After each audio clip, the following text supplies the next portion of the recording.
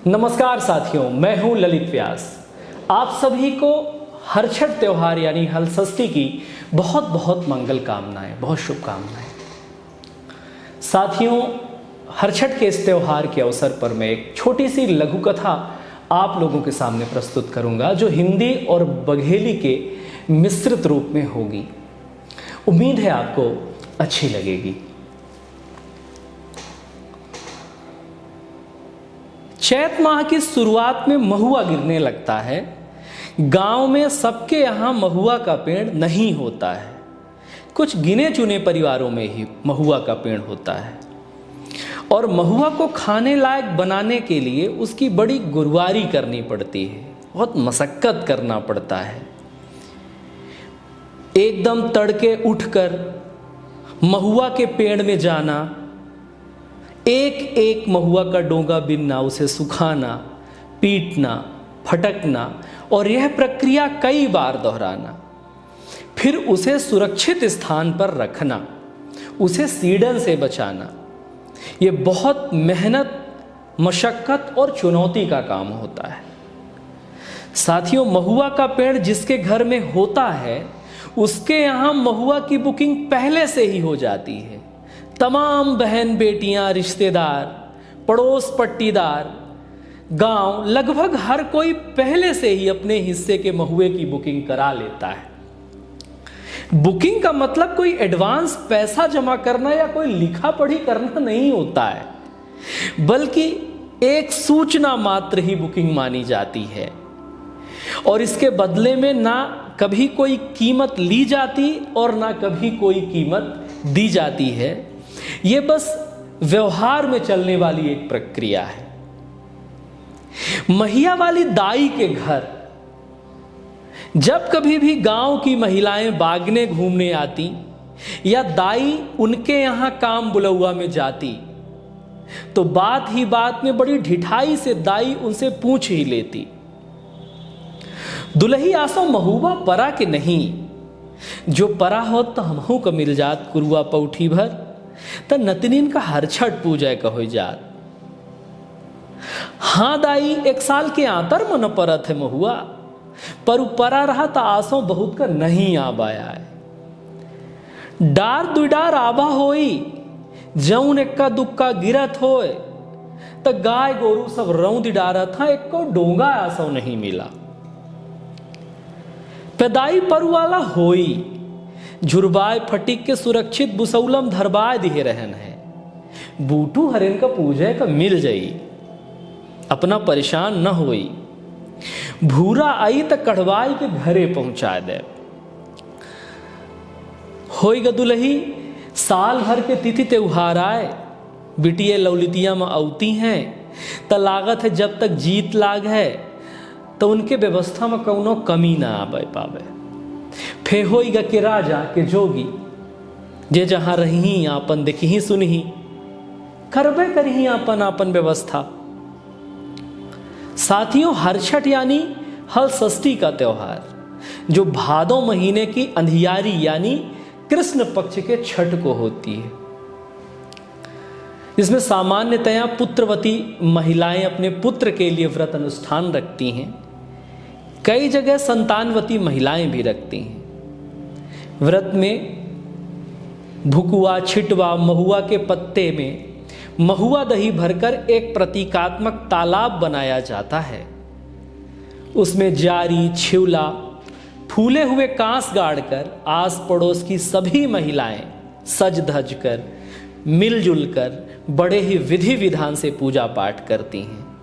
छठ माता की कथा सुनती हैं, एक दूसरे को कोई न कोई कहानी सुनाती हैं, लोक गीत गाती हैं और हाँ, अपने बच्चों के पुराने खिलौने जिन्हें संभाल कर संदूक में रखा जाता है, इस दिन पूजा में उन्हें भी शामिल किया जाता है और अपने अपने पुत्रों, संतानों के मंगल कामना की जाती है।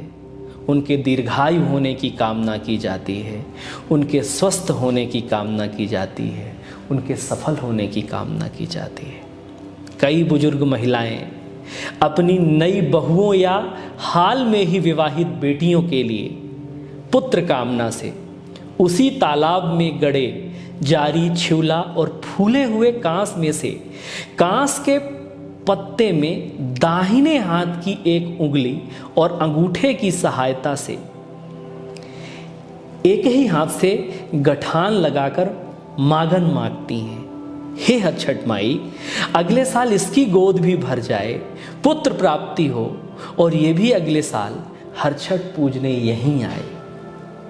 और ऐसी ही कुछ गठाने बांध कर खोली जाती हैं उनके लिए जिनकी गोद भर चुकी होती है, यानी मन्नत पूरी हो चुकी होती है।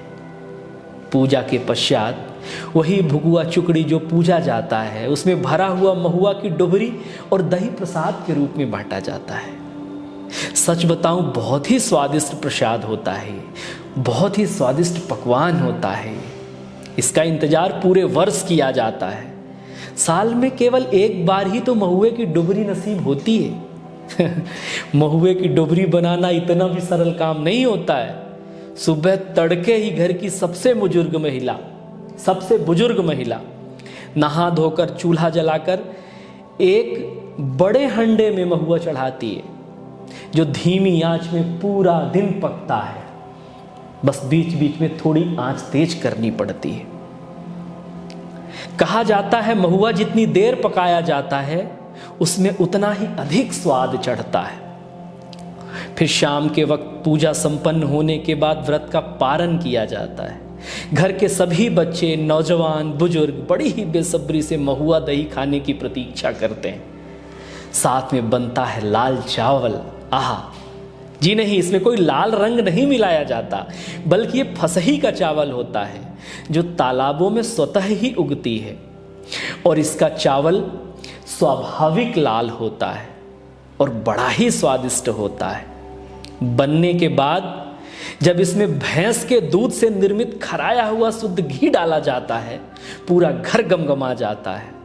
जिसे बिल्कुल भी भूख ना लगी हो, इसकी महक से वो भी 2-4 कौर खा ही लेता है।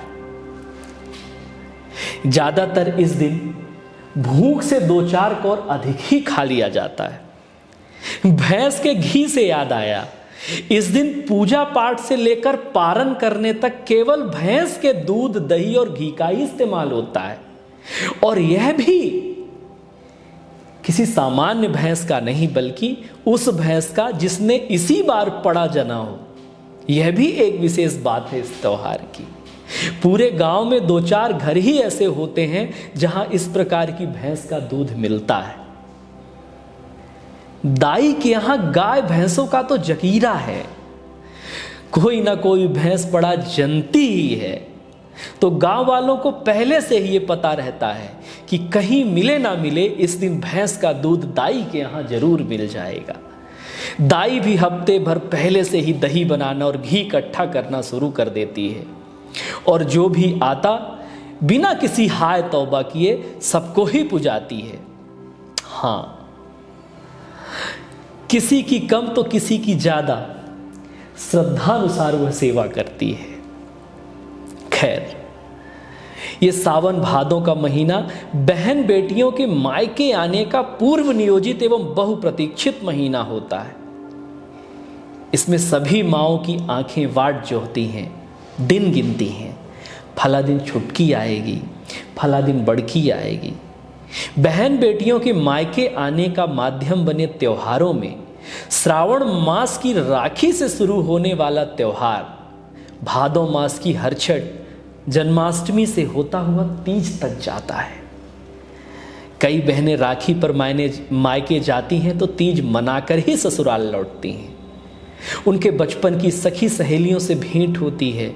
जीवन में एक नई रंगत, एक नई संजीवनी मिल जाती है। दाई भी परिवार की भतीज पुतौ से अक्सर दरबार करती है। शाम के वक्त फुर्सत के दौरान दरबार करते हुए, जिक्र करते हुए कहती है, दुलही तिथि त्योहार निरात लाग है, बिटियन के कौनो खोज खबर नहीं मिली। आज छांधी में कौआ चारा बांटत रहा, लाग के साइत कौनो हमें कहुआ। कौआ चारा बांटना। तब के ज़माने में ना तो मोबाइल होते थे और ना ही बहुतायत में गाड़ी वाहन की पल पल की खबर मिल सके। बस ये कौआ पंछी कबूतर ही संकेत के सहारे होते थे। उसी संकेत का दाई भी जिक्र कर रही है। कहती है, आज छांदी में कौआ चारा बांटत रहा, लाख साइत कौनो आबे। अब तक दिन बूढ़ी ग दुल्ही, लागत है को नहीं आज। हाँ काकी, अब तक थोड़े का दिन रहेगा, हो सकत है काल सुबेरे कौनो न कौनो आ जाए। हाँ दुल्ही, आ जाते हैं तो ठीक है रहत, तिथि त्योहार में लौलितिया तो लगता है। ऊपर सांस लेते हुए दाई ने कहा, होएगा आसो मझलिया के तक कौनो उम्मीद नहीं आए। काहे काकी? भतीज पुतौ ने जिज्ञासा से पूछा। अरे आसो सौ सुख बना है, लड़का लड़के अब इक्को भी नहीं आई गया है। पहला उठीन लड़का आए तासों का नहीं बने। हाँ काकी, तब तो नहीं आई और नहीं आबे का चाहिए। पिछले साल छोटकी राखी के एक दिन पहले आ गई थी और बड़कीबा राखी वाले दिन ही आई थी। तो दाई बड़कीबा को डांटी भी थी और 4 फूहर सुनाई थी। बूटू बीफय अबाबस पुन्नमासी परीबा पचखे में लड़का बच्चा लई के सफर न करबा करा। निचाट दक्षिण परत है, लड़कन बच्चन के जिए जगरे लग जात है। किते एक आध दिन पहले, किते एक आध दिन बाद औबा करा। दाई थोड़ा खर मिजाज की थी, थोड़ा बहुत भी सम विषम होने पर सीधे झाड़ देती थी। फिर चाहे कोई अपने आप को कितना बड़ा तोप ही क्यों ना मानता हो, पर थी बड़ी सहृदय, किसी का कभी बुरा नहीं सोचती थी। दाई के केवल एक ही बिटिया थी। उस बिटिया के 3 बिटियां थी, माने दाई की 3 नातिन थी। दाई की बिटिया, दामाद और नातिन दाई के साथ ही रहते थे। फिर सभी नातिनों की शादी हो गई, वे अपने अपने ससुराल में रहने लग गई। सभी की शादी में दाई ने ही भूमिका निभाई थी। फिर नातिनों को पुत्र हुए, जिन्हें दाई अपने ही पुत्र का चिराग मानती थी। उन्हीं के संसार में अपना संसार देखती थी, उन्हीं के सुख में खुद सुख हो लेती थी, उन्हीं के दुख में खुद दुखी होती थी। कुल मिलाकर उन्हीं के लिए जीना, पाई पाई जुटाना, गृहस्थी बनाना, यही उसके जीवन का मकसद था, यही उसके जीने का सहारा बन गया था। दाई तो पहले ही विधवा हो गई थी। पूरी जिम्मेदारी अकेले ही अपने सर पर उठाकर चलती थी।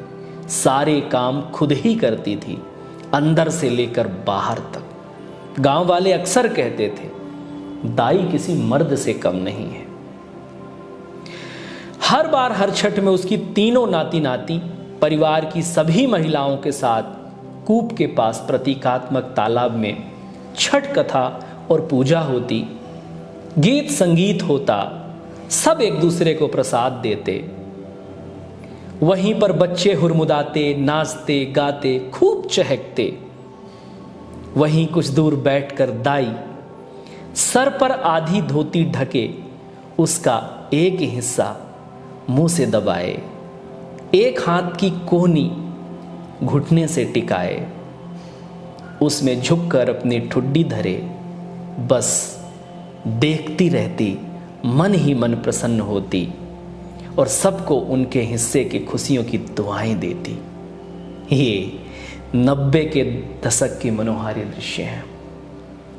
अब भी ये त्योहार मनते हैं, पूजा पाठ होता है, बहू बेटियां आती जाती हैं, पर अब सब निजी हो गए हैं।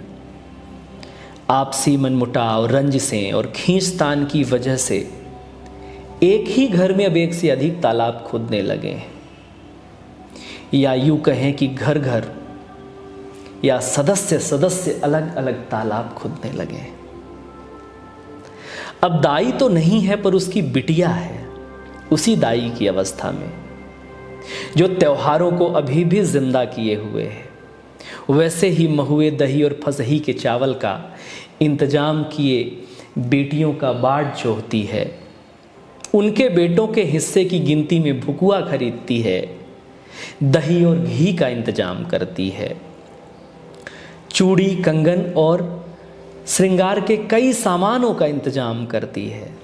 अब दाई की बिटिया भी काफ़ी जर्जर हो चुकी है। ये त्योहार आगे भी आएंगे।